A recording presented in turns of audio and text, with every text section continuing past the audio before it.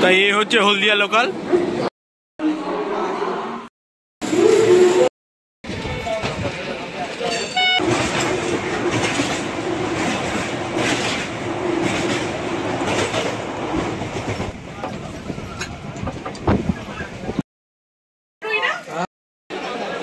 মেচেদার দিকে যাবে না, আপনার এখান দিয়ে লাইনটা ভাগ দিয়ে তমলুক চলে যাবে।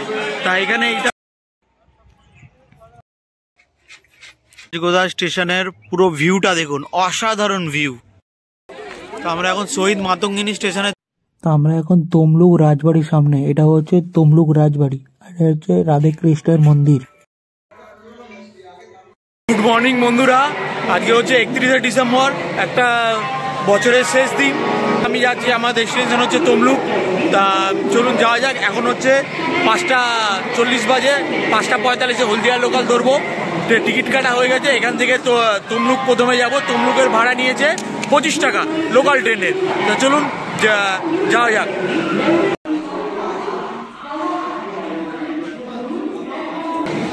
তাই এই হচ্ছে হলদিয়া লোকাল, 13 নম্বর প্ল্যাটফর্মে দিয়েছে হাওড়ার। এই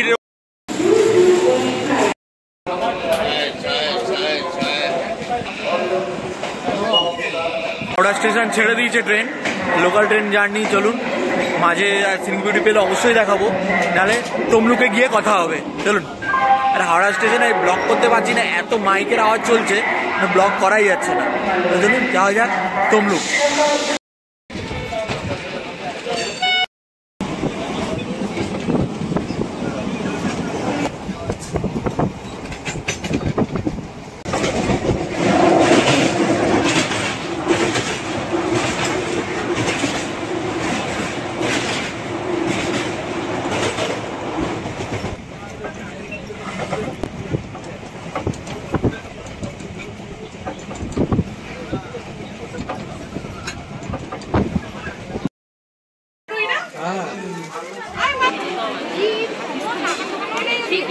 তো এখন আছি পাঁশকুড়া স্টেশনে। তো এখন বাজে 8:45।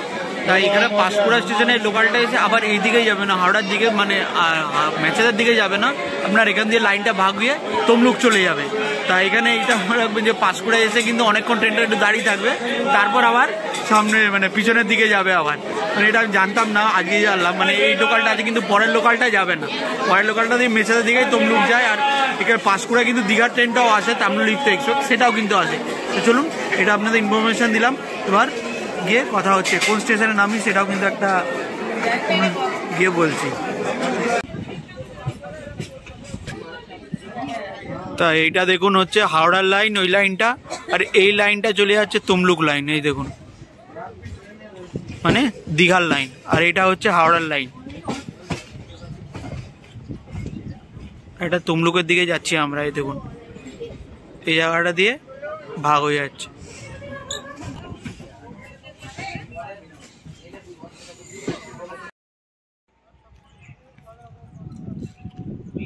আমরা এখন রাজগোদা গ্রামে। তা এখান থেকে শহীদ মাতঙ্গিনীর আগের স্টেশনে আমরা নামলাম। তা এখান থেকে আমরা যাব হচ্ছে মাতঙ্গিনী কাকতারা গ্রামে, যেটা মাতঙ্গিনী শ্বশুরবাড়ি নামে পরিচিত গ্রামটি। তা চলুন ওখানে যাই। ওখানে একটা ভালো মিউজিয়াম আছে, ওই মিউজিয়ামটাও দেখবো। তো চলুন, আপনাদের কিভাবে যাবেন এখান থেকে সেটাও আপনাদের আমি বলছি। দেখুন, এটা হচ্ছে সামনে, এটা শহীদ মাতঙ্গিনী এদিকে দিয়ে যাবে, রেল লাইনটা যাচ্ছে। ওই যে ব্রিজ, ওই ব্রিজের ওপরে গিয়ে টোটো ধরে যাব। তো চলুন আগে যাওয়া যাক। দেখুন রাজগোদা স্টেশনের পুরো ভিউটা দেখুন, অসাধারণ ভিউ, যাকে বলে মাইন্ড ব্লোয়িং ভিউ। দেখুন, অসাধারণ।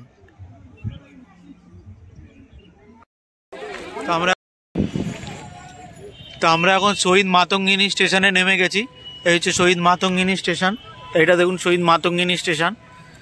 আর এই দিক দিয়ে যাব হচ্ছে গর্ভভীমা মন্দির আর তমলুক রাজবাড়ি। সামনেই টোটো স্ট্যান্ড, টোটো পাওয়া যাবে।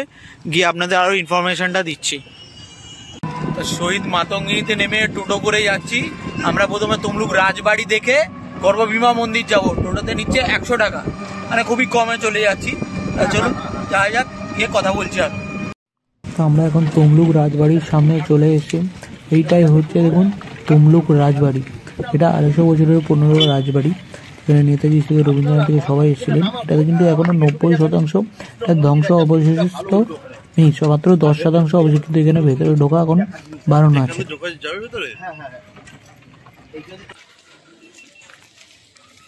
তাই দেখুন তমলুক রাজবাড়ি, এটা সামনেটা অসাধারণ, কিন্তু ভেতরে প্রবেশ করতে দেয় না। 3 ডে ইন্টারন্যাশনাল সেমিনার চলছে ইতিহাস একাডেমির।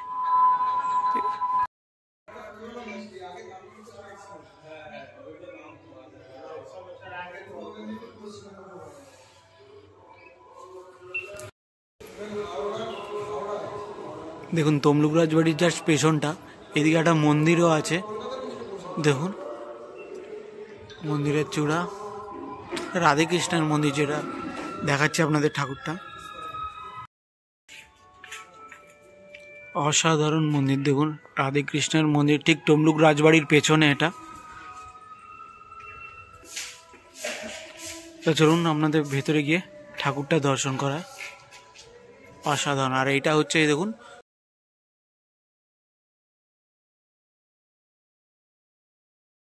হচ্ছে তমলুক রাজবাড়ি। তা দেখুন তমলুক রাজবাড়িতে ভেতরে ঢোকার একজনকে বললাম যাতে ভেতরে ঢুকতে পারি। এটা আপনাদের বাইরে থেকে দেখা পাচ্ছে এখন বট গাছ। এখানে আম বাগানও করা ছিল। নেতাজি এখানে সভা করেন বলেন এই জায়গাটা চয়েস করা হয়েছিল স্বাধীনতার পূর্বে। তা তখন এই রাজবাড়ি এতটা ভগ্নদশা ছিল না। তা এখন পুরো ভগ্নদশা বলতে গেলে 90% শেষ হয়ে গেছে এই রাজবাড়ি। কিন্তু এই রাজবাড়ির অনেক ইতিহাস আছে। এটা প্রায় 250 বছরের পুরনো রাজবাড়ি। আর এই রাজবাড়ির কিন্তু প্রচুর আকর্ষণ আছে, এর জন্য এখানে সবাই আসেন এই রাজবাড়ি দেখতে। রাজবাড়িতে ভেতরে ঢোকা বন্ধ, কিন্তু আমরা ভেতরে ঢুকতে পারবো আশা করি। একজনকে বললাম যাতে ভেতরে ঢুকতে পারি, সেই জন্য আমরা রিকোয়েস্ট করেও তাদেরকে বললাম, তাই সে বললো দেখি ব্যবস্থা করছে। কিন্তু এই রাজবাড়িতে যে কটা আমি ভিডিও দেখেছি কেউ ঢুকতে পারিনি ভেতরে। তা আমরা হয়তো ভাগ্যবান হব যে ভেতরে ঢুকতে পারবো।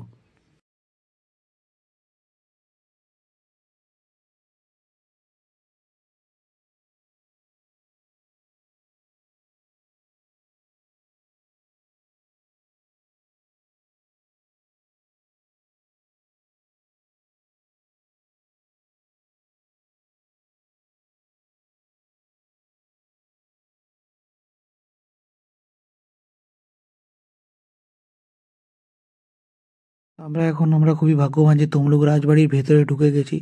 চলুন ভেতরে ঢুকে আমাদের দেখাই কোথায় কি আছে, কিভাবে যুদ্ধের আশ্রয়স্থল করা হয়েছিল, কিভাবে অস্ত্র চালান প্রয়ার করা হতো, কিভাবে শত্রুদের নজর রাখা হতো সেই সব জায়গা।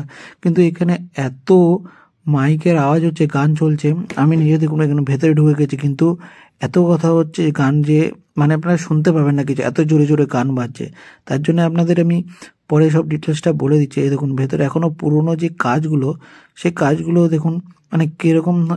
এটা হচ্ছে 250 বছরের পুরনো ইট দিয়ে তৈরি হয়েছিল। আর এই দেখুন এই জায়গাটা কিন্তু শত্রুদের বোঝা যেত না যে কোথায় কে লুকিয়ে থাকবে বিপ্লবীরা, সেটাও কিন্তু তৈরি করা হয়েছে। কিন্তু এই জায়গাটা দেখুন খুব সুন্দর, মানে আর্টিফিশিয়ালি করা এত সুন্দর রাজবাড়ি কাজ। কিন্তু এটা প্রায় 90% যেটা আপনারা বললাম শেষ হয়ে গেছে। সুন্দর কিন্তু এই জায়গাটা দেখুন আপনাদের ভালো করে এক্সপ্লোর করাই তমলুক রাজবাড়ি।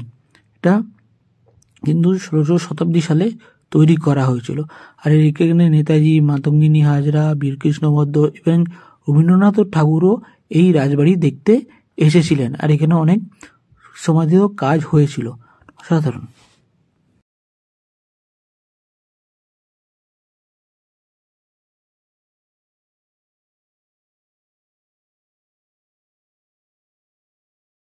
এখন তাম্রলিপ্তের সামনে এখানে মেলা চলছে তমলুক রাজবাড়ির সামনে। এই মেলাটাও এখানে রাজপুর বিধায় অংশগ্রহণ করে থাকে। তাম্রলিপ্তের জন্য কৃষি ও কুটির শিল্প মেলা এখানে চলছে। চলুন আমরা তাম্রলিপ্তে এখানে সব ধরনের গেছে। চলুন 30 টাকা। তমলুক রাজবাড়ি দেখা হয়ে গেল, এবার আমরা যাচ্ছি গর্ভভীমা মন্দির।